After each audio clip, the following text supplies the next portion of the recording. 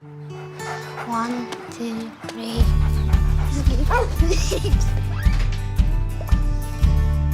Says yogurt. Now do we need butter? No, the other way. Like that. It's triangular. But this one, we fold it like this. Wow, aren't we clever? And to cut your hair. Where is the black one? Oh, it's in my eyes. Is that what my hair looks like? Yeah. Yeah. Green.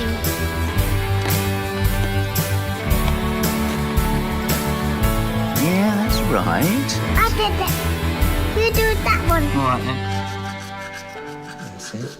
What, did I go all white and nice and clean?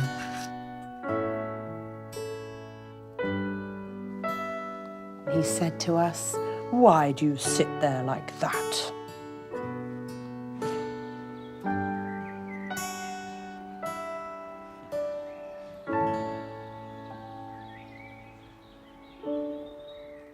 To create those moments you just saw in the video.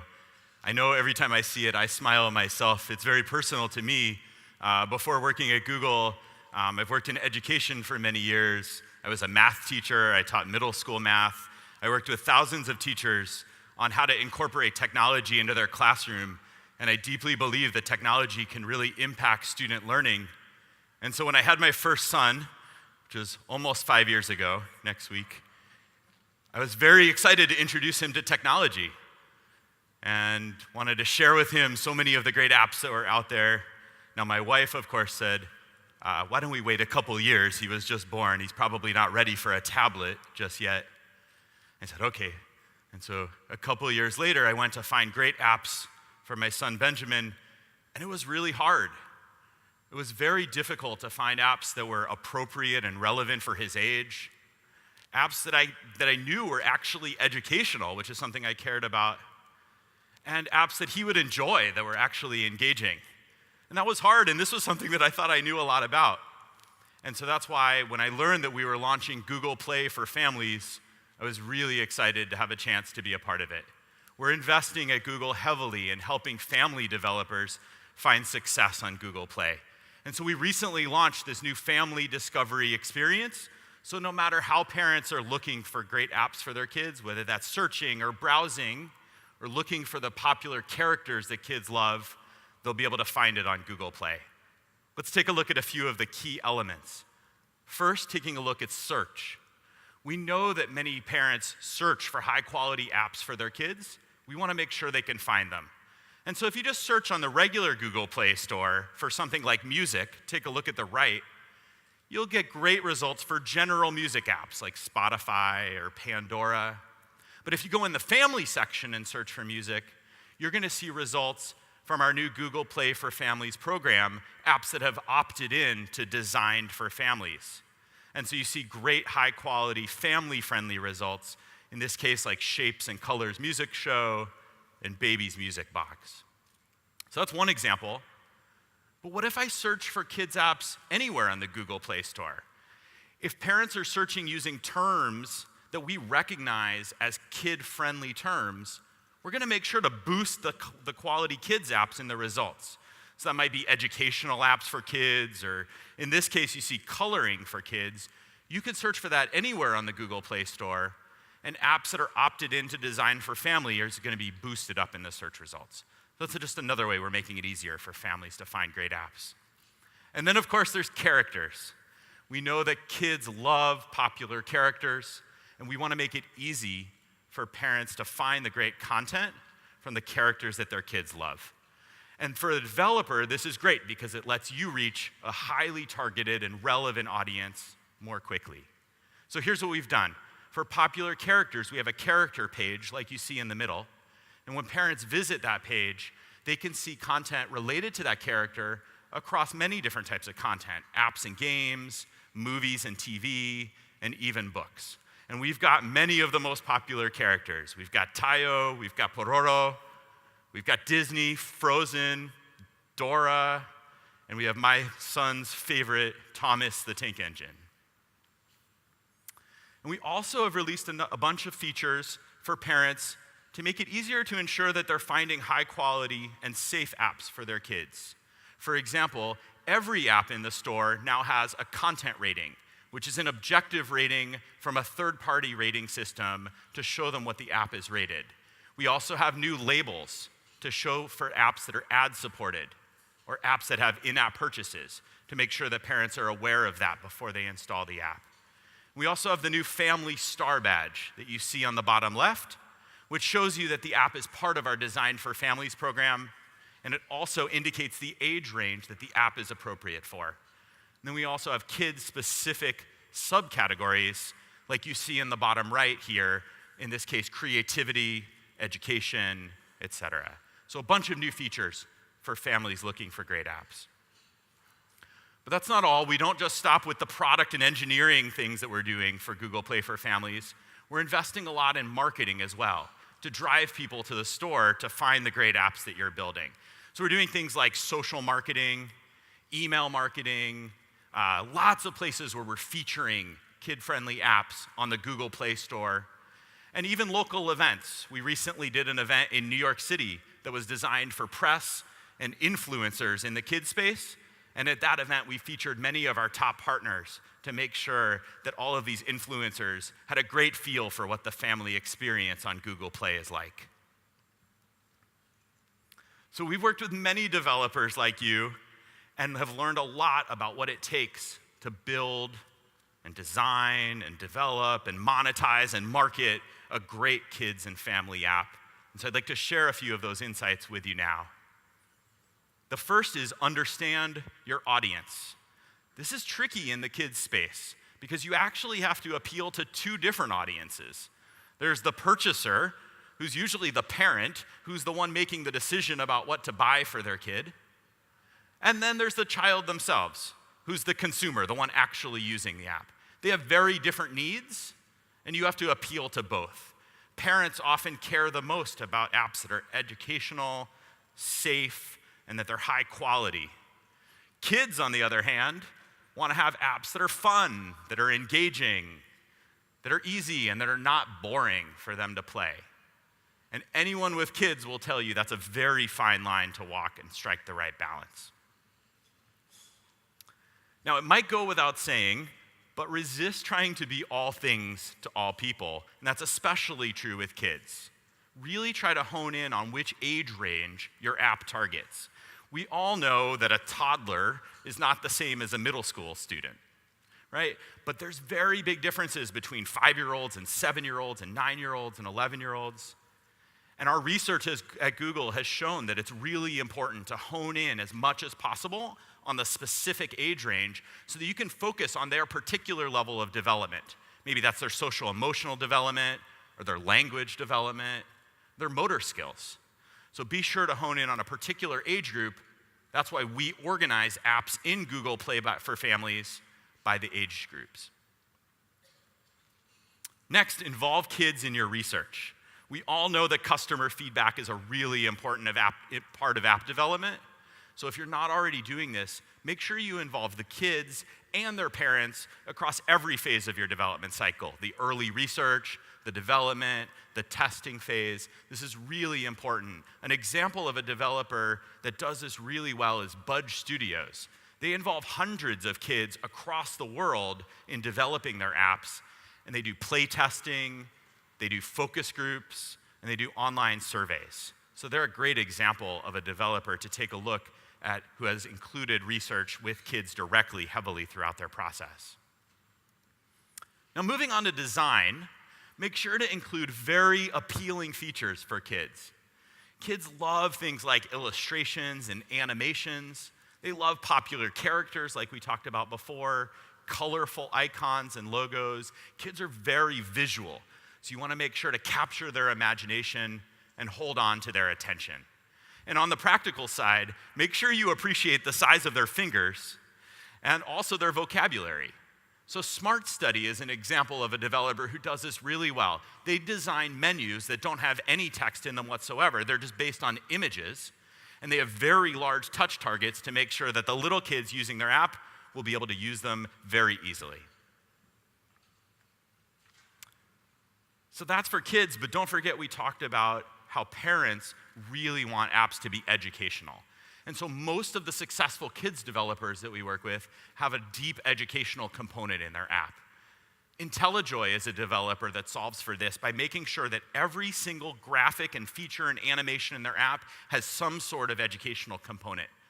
If it's just sort of some fancy 3D effect and it doesn't add anything educational, they leave it out entirely. And keep it simple. In designing for kids, simplicity and clarity are absolutely really important.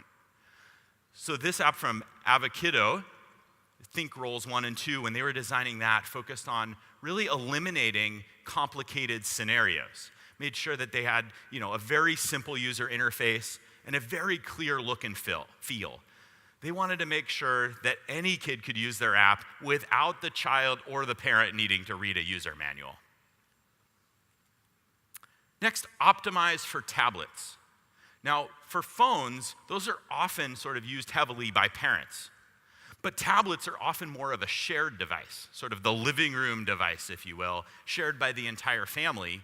And therefore, often kids are more heavily using tablets than phones.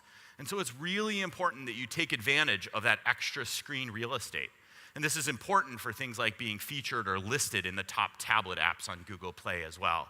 We also have seen that tablet-optimized apps monetize better, seeing that they monetize up to 10x as much on tablets for those tablet-optimized apps.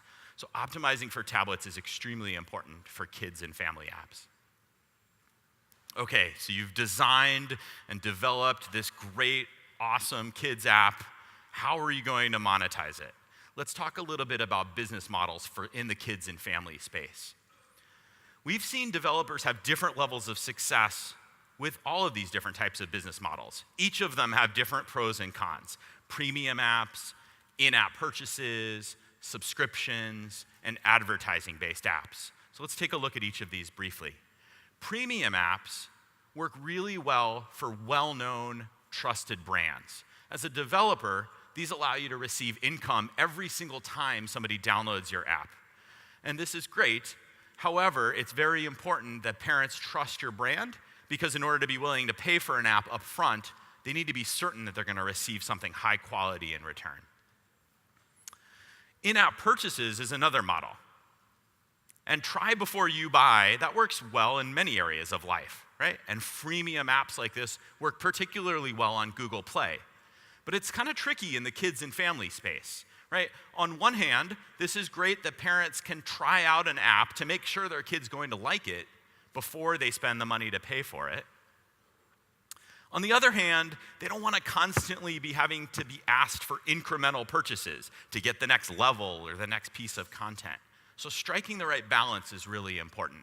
Story Toys is an example of a developer who's done an excellent job with the in-app purchase model. What they do is they allow you to download their app for free first, try out some of the content, and then a single in-app purchase unlocks the rest of the content in the app.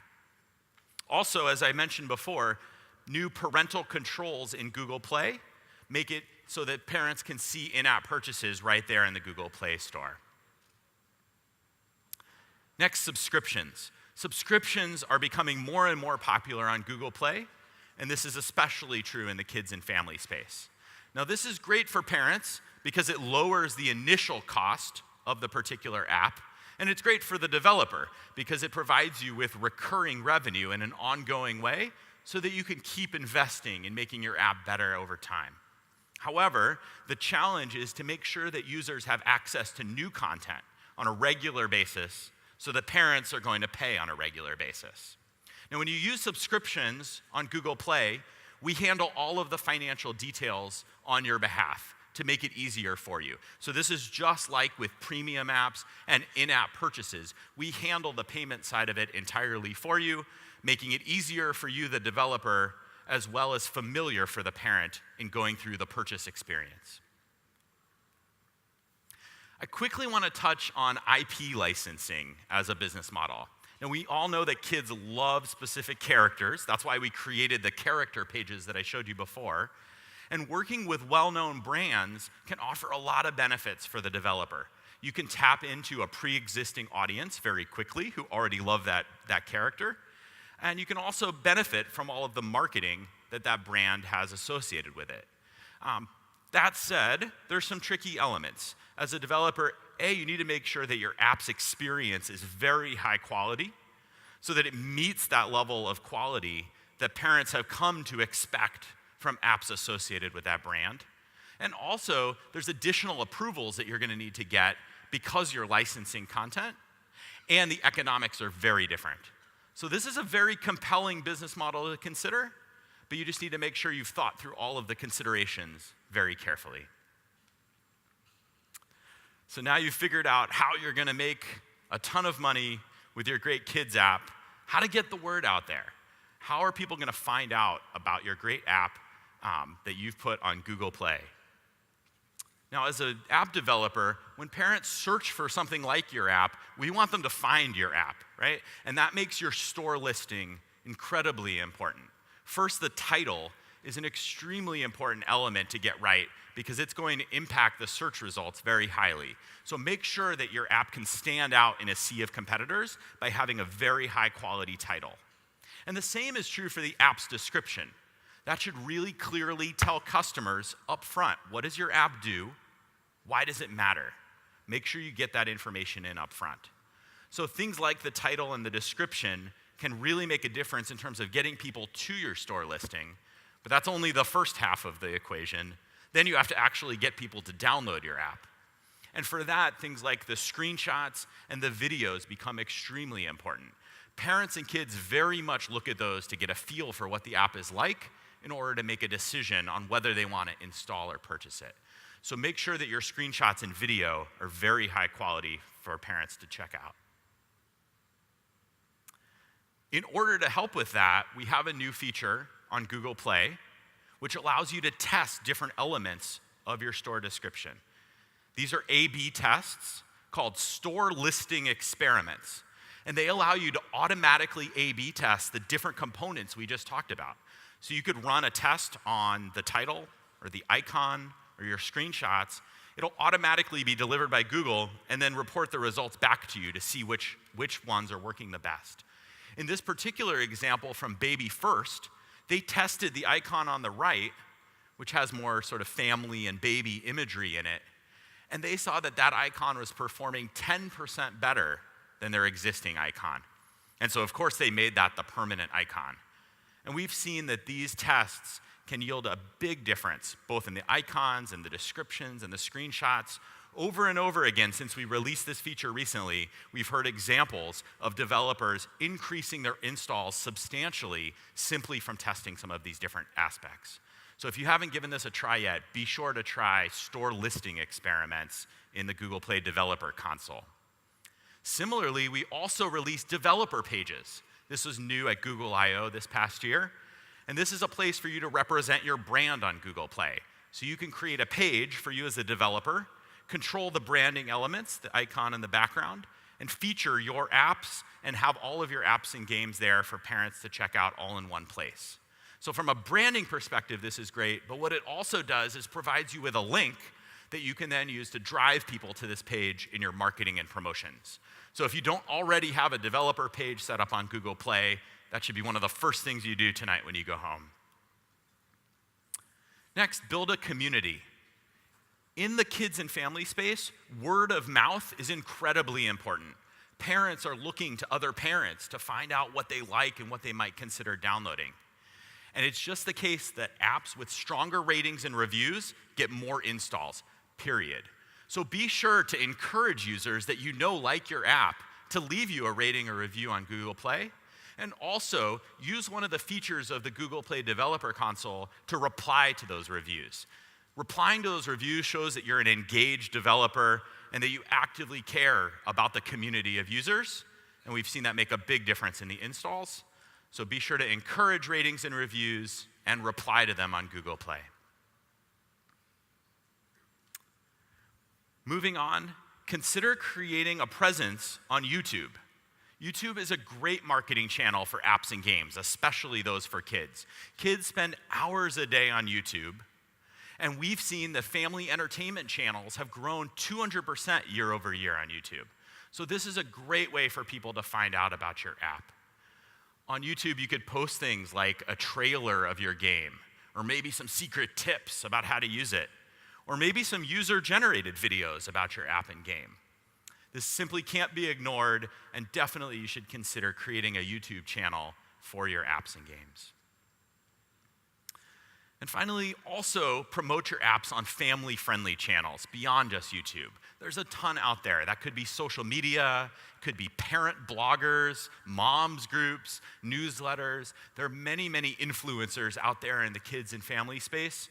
And the more that you can reach them, they can help you get the word out about your great app and game on Google Play. So those are some ideas for what we've seen it takes to design and develop and distribute and market great kids and families apps on Google Play. If you have one, which we hope you do, here's how you can participate. Log into the developer console.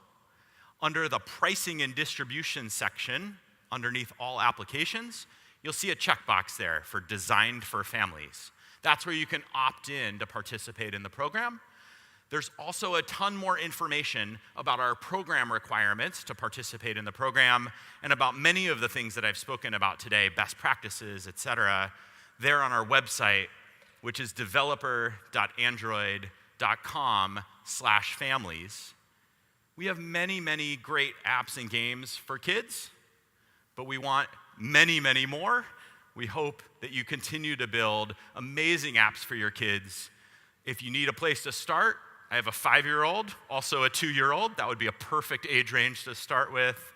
And I want to say thank you so much. This is my first trip to Korea, and so it's been a great honor to have the opportunity to speak with you today. I'd love to speak with you more. I'll be around after. Please come say hello, and thank you very much.